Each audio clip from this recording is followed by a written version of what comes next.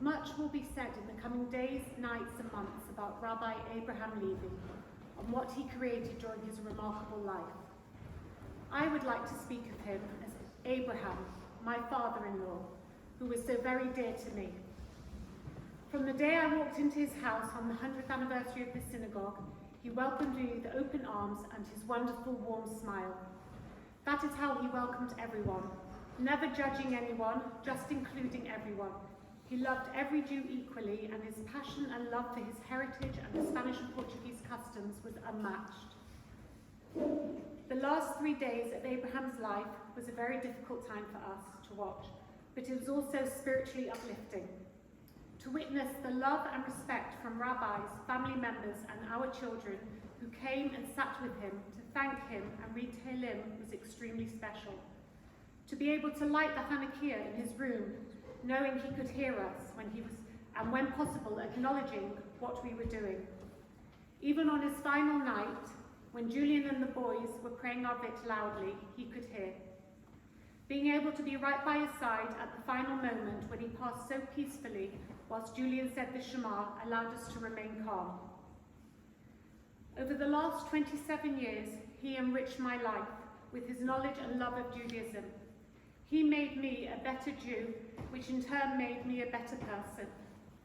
Abraham was always there for not only me, but for our children as well, for whatever guidance we needed, and always helped us with his calm, gentle way, and this will be greatly missed. At Naima JPS, his pride and joy, much emphasis is placed on Yirat Shamayim and Ahavat Hashem, so the children are constantly aware of the presence of God in their daily lives. He believed that when this is in the child's mind, everything else, including Jewish learning, can flourish. The proverb he chose as the motto of the school was, "Start a child on the right path, and even in old age, they will never leave it." From all the messages we are receiving, what is coming out loud and clear is how Abraham made an impact not only on their lives, but also their children's. As one parent wrote to me last night, "What a giant of a man who left such a legacy in each of our children." This gives Julian and I immense pride for what he has created. When Abraham started the school, I know that he dreamed of the day he would have grandchildren there. One of his favourite pictures taken of our children is of them outside our front door, all in a Naima uniform. He would love coming into the school and seeing his children run up to him in the playground and hug him. These will be memories that the four of you will cherish forever.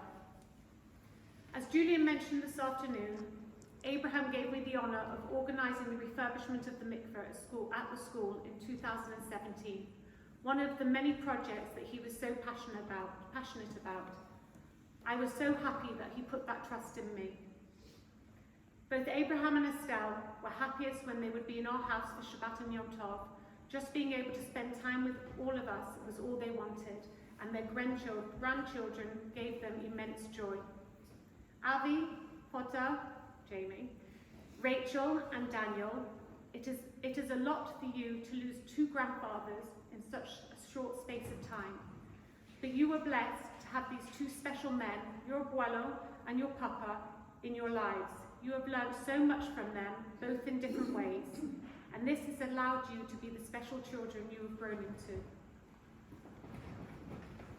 Julian, thank you for giving me the privilege of having two very special in-laws who treated me like their daughter, not a daughter-in-law, who loved me and whom I loved too. Your father was the most positive person I knew. No matter what life threw at him, and especially during the last few years, he never complained and would constantly thank us, even though it was our honour to help him. Your father adored your mother. She was his constant throughout his life, quietly in her elegant way supporting him in whatever endeavour he was working on. Although sometimes she felt that he was always too busy for her, it has been very clear that she was the water that made him flourish.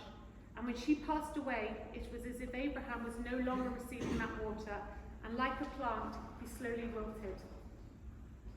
Lolly and James, from the day I met Abraham, he would always talk about your wonderful parents and his love for his family and Gibraltar, a love that he passed on to his grandchildren. I am sure you are both so proud of what your brother has achieved in his lifetime. I am also proud to be part of such a beautiful family that have shown me such kindness over the years, and particularly recently when my daddy passed away.